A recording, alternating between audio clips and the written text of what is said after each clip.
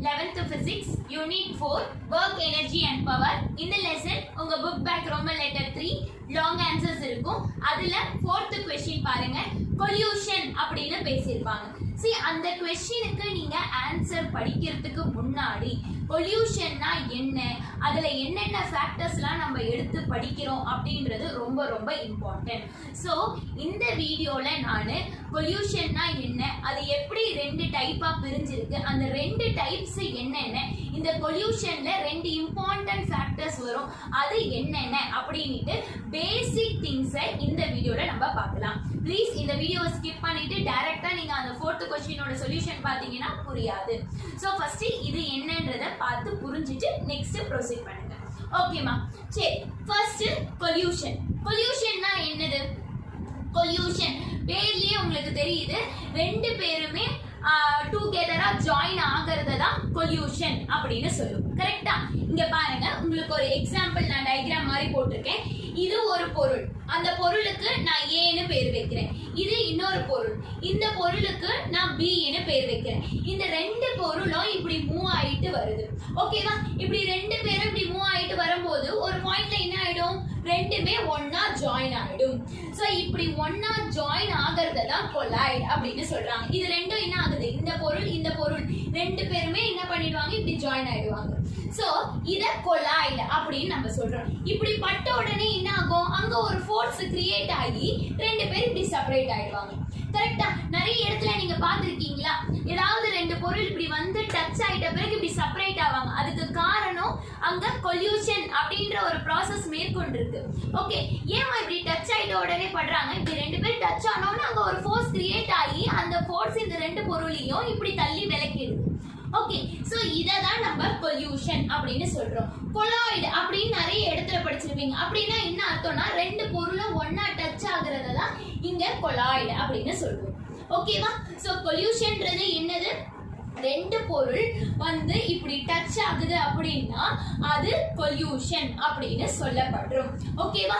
சில இப்படி பட்டு டச் ஆயிட்ட பிறகு பொருள் என்ன ஆகும், அங்க ஏற்படுற ஒரு ஃபோர்ஸ்னால விலகி போயிடும். அதனாலதான் ஏரோ மார்க்கை இப்படி போட்டிருக்கேன். இந்த டயக்ராம் உங்களுக்கு புரிஞ்சுதா?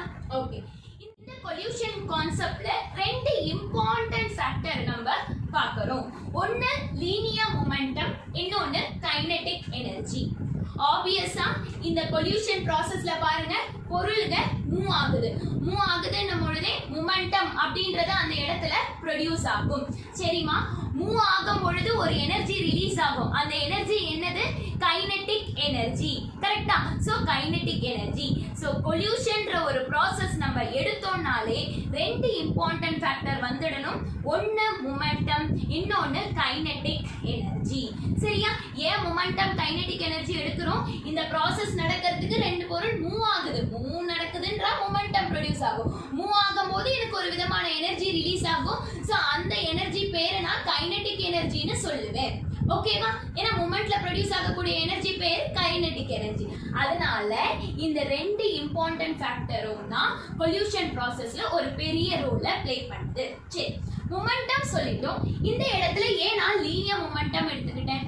ரெண்டு விதமான மொமெண்டம் இருக்கு. ஒன்னு லீனியர் மொமெண்டம், இன்னொன்னு ஆங்குலர் மொமெண்டம். ஆங்குலர் மொமெண்டம்ன்றது என்னது, சர்க்குலர் மோஷன்ல வர்றது தான் ஆங்குலர் மொமெண்டம். இது சர்க்குலர் மோஷனா கிடையாது, இப்படி ஸ்ட்ரெயிட் லைன்ல தான் நடக்குது. So it is a linear momentum. Linear மொமெண்டமுக்கு ஃபார்முலா நீங்க படிச்சிருப்பீங்க.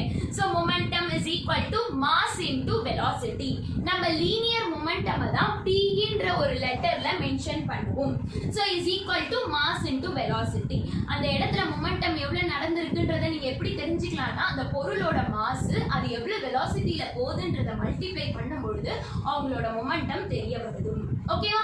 ஓகே, கைனெடிக் எனர்ஜியோட ஃபார்முலா உங்களுக்கு தெரியும். என்னது, half mv². இது வந்து கைனெடிக் எனர்ஜி. ஓகேவா? இந்த ரெண்டு இம்பார்ட்டன்ட் ஃபேக்டர் புரிஞ்சுதா? இந்த ரெண்டு இம்பார்ட்டன்ட் ஃபேக்டர் எப்படி collusion ப்ராசஸ் மூலமா வந்திருக்கு. கான்செப்ட்ல பாத்தீங்கன்னா நிறைய இடத்துல மொமெண்டம் இஸ் கன்சர்வ்டு, சில இடத்துல வந்து kinetic energy is conserved, kinetic energy is not conserved அப்படின்னு சொல்றாங்க. சோ இந்த சென்டென்ஸ்லாம் புரியணும்னா ஃபர்ஸ்ட் கன்சர்வேட்டிவ்னா என்ன, நான் கன்சர்வேட்டிவ்னா என்னன்றதை நீங்க தெரிஞ்சுக்கணும். அப்பதான் உங்களுக்கு அந்த சென்டென்ஸ் புரியும். ஃபர்ஸ்ட் நம்ம கன்சர்வேட்டிவ்னா என்னன்றதை பார்க்கலாம்.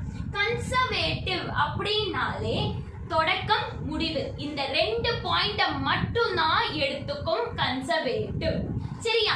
ஓகே. சோ தொடக்கம் முடிவை எடுத்துக்கும். எதை அது எடுத்துக்காது அப்படின்ற ஒரு கேள்வி அடுத்தது வரும். சரி, இங்க தொடங்குறேன்னா இப்படிக்கா போயிட்டு இங்க முடிப்பேன். ஓகேவா? இந்த போற வழி பாதைய அது எடுத்துக்காது. ஓகேவா? எங்க நின்ன எங்க முடிச்ச அத மட்டும் எடுத்துக்குது அப்படின்னா அது கன்சர்வேட்டிவ். சரியா? சோ அந்த பாத்தை அது டிபெண்ட் பண்ணாது. வழிபாதையை அது எடுத்துக்காது.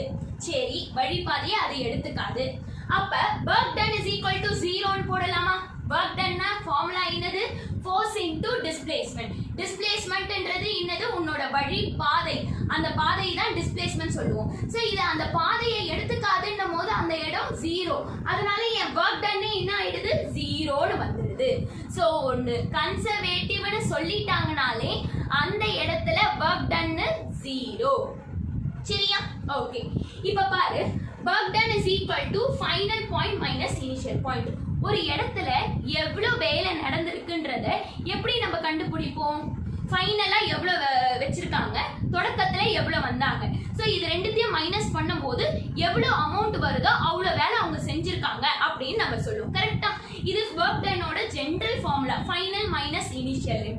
நம்மளுக்கு தெரியும் கன்சர்வேட்டிவ்னா work done ஓட வேல்யூ 0. அப்ப இந்த இடத்துல 0 ன்னு போட்டுடலாம்.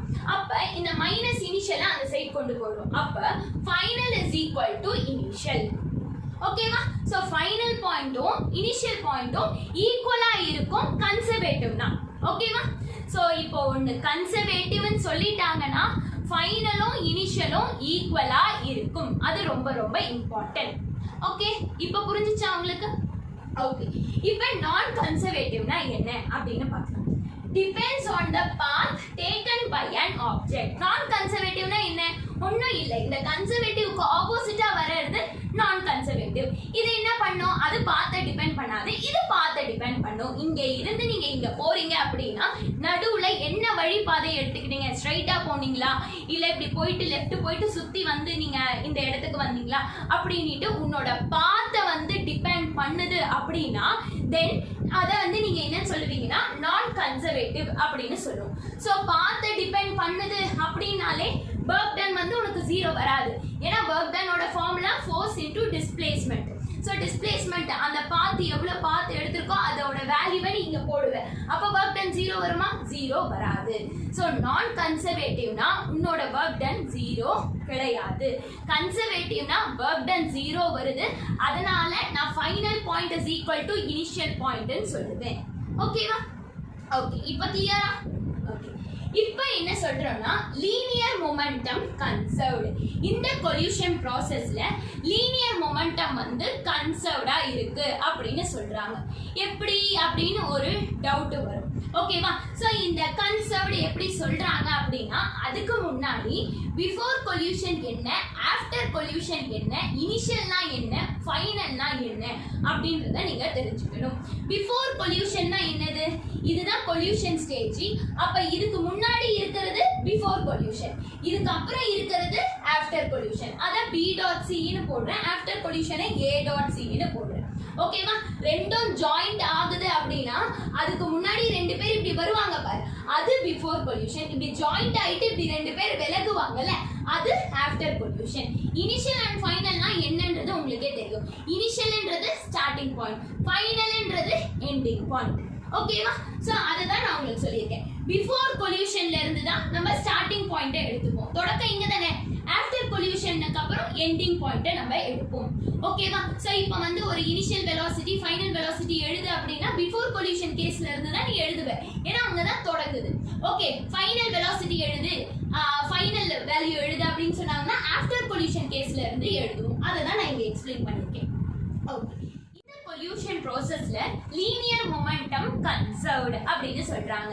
கன்சர்வ்டுனா என்ன அப்படின்றது உங்களுக்கு தெரியும். Initial is equal to final.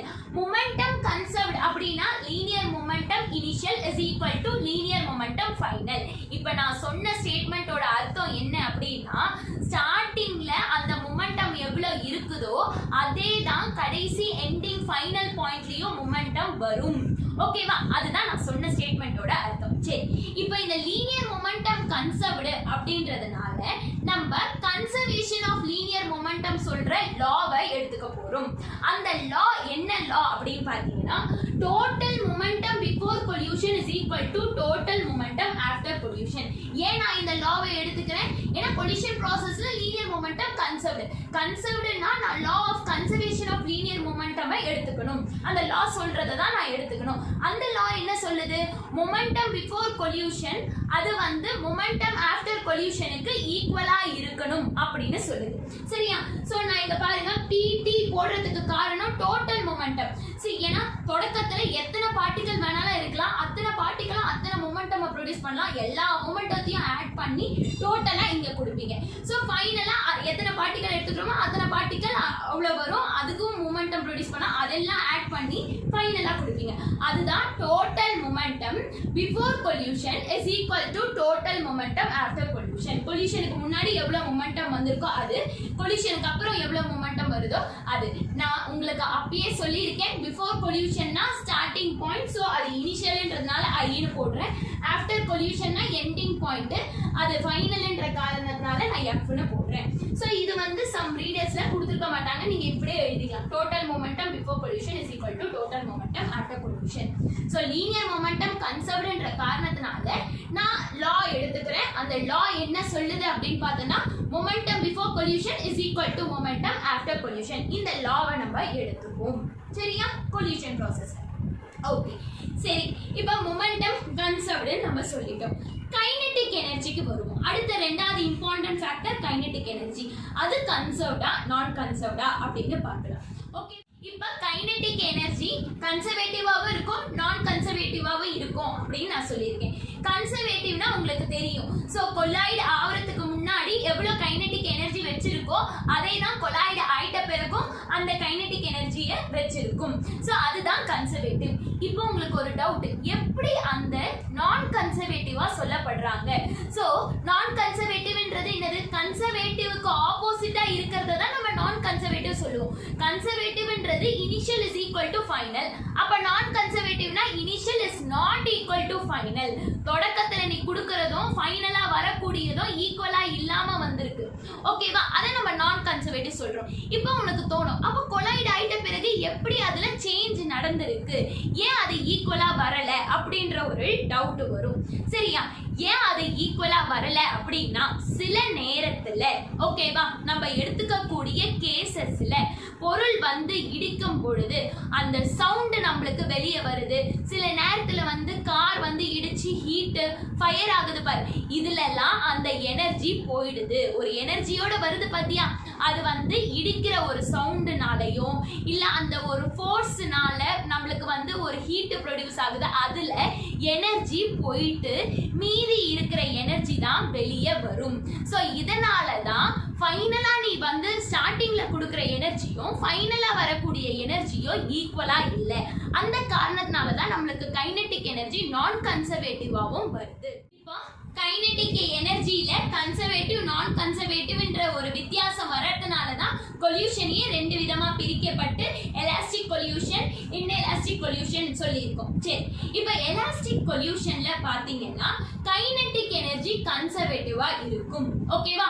உன்னோட இனிஷியலான கைனெட்டிக் எனர்ஜியும் ஃபைனல் கைனெட்டிக் எனர்ஜியும் ஈக்குவலா இருக்கும். அப்ப அந்த நேரத்துல நீங்க அந்த கொல்யூஷனை எலாஸ்டிக் கொல்யூஷன் அப்படின்னு சொல்லுவீங்க. இன்எலாஸ்டிக் கொல்யூஷன் என்னது? ஆப்போசிட் தான். கைனெட்டிக் எனர்ஜி நான் கன்சர்வேட்டிவா இருக்கும். சரியா? சோ அதாவது உங்களோட ஃபைனல் கைனெட்டிக் எனர்ஜியும் இனிஷியல் கைனெட்டிக் எனர்ஜியும் ஈக்குவலா இருக்காது. அப்ப இந்த ஒரு கொல்யூஷனை நம்ம என்ன சொல்லுவோம்னா இன்எலாஸ்டிக் கொல்யூஷன் அப்படின்னு சொல்லுவோம். சரி, இப்போ உங்களுக்கு ஒரு டவுட் வரும், கைனெட்டிக் எனர்ஜி வந்து ஸ்டார்டிங்ல கொடுத்தது வந்து ஃபைனல்ல வரல. அதற்கு காரணம் சில எனர்ஜி வந்து நம்மளுக்கு அங்க சவுண்டாகவும் ஹீட் மூலமாகவும் வெளியே போயிடுச்சு. ஓகேவா? அங்க வெளியே போன எனர்ஜி எவ்வளோ அப்படின்னு நம்மளுக்கு தெரியணும்னா there is a formula. ரொம்ப ஈஸி தான். எவ்வளவு எனர்ஜி கொடுத்தோம், ஃபைனலா எவ்வளவு எனர்ஜி வந்தது, இது ரெண்டுத்தையும் நம்ம சப்ட்ராக்ட் பண்ணணும்னா நடுவுல எவ்வளவு எனர்ஜி எனக்கு சவுண்டாகவும் ஹீட்டாகவும் வெளியே லூஸ் நடந்திருக்கு, ஓகேவா, நான் இழந்திருக்கேன் அப்படின்றது தெரிய வந்துரும் கைனெடிக் எனர்ஜி.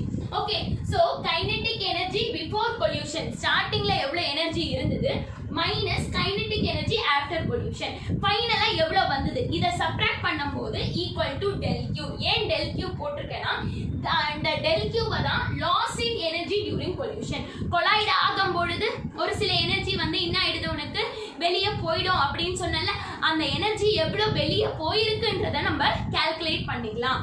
ஓகேவா, அந்த வெளியே போன எனர்ஜியை நம்ம எப்படி ரெப்ரசன்ட் பண்றோம்னா டெல் கியூ அப்படின்னு ரெப்ரசன்ட் பண்றோம். ஓகேவா, சோ டெல் கியூன்றது என்னது, loss in energy during collision. புரிஞ்சுச்சா உங்களுக்கு? சோ இதுதான் ரொம்ப இம்பார்ட்டன்ட் அண்ட் பேசிக் பார்ட். நீங்க உங்களோட லாங் ஆன்சர் 4th क्वेश्चन படிக்கிறதுக்கு முன்னாடி தெரிஞ்சுக்க விஷயம்.